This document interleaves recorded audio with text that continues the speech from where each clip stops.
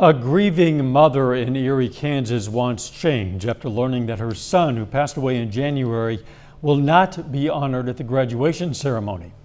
The Kansas Association of School Boards has a policy for schools to follow, stating that schools do not recognize those who are deceased during graduation.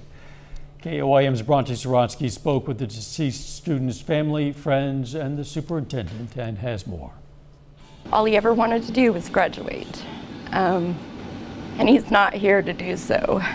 Raiden Colborn was born with a rare nervous disorder called ataxia, and in January lost his battle with the disease. This would have been the year he graduated. His mother, Carrie Colborn, says she found out that it was against school policy to honor deceased students like her son at graduation, and was shocked. It's like saying to me, your son did not exist. And that's hard.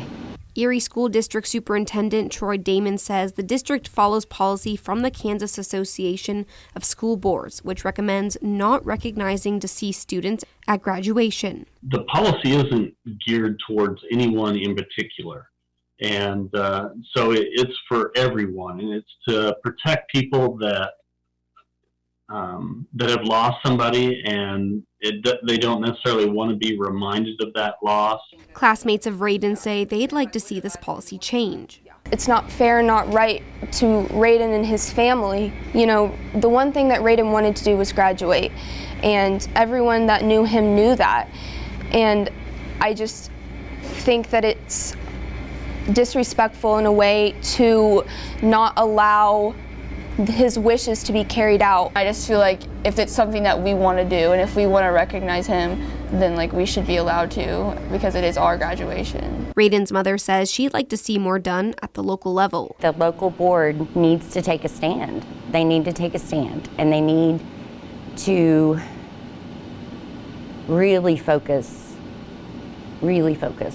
on trying to build good character in the school, if that is what they're trying to tell me this policy is supposed to do. But Damon says the school isn't targeting a specific person with the policy. It also isn't earmarked for a specific person.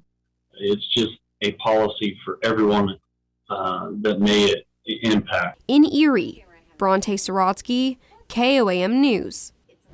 Erie High School's graduation will take place tomorrow.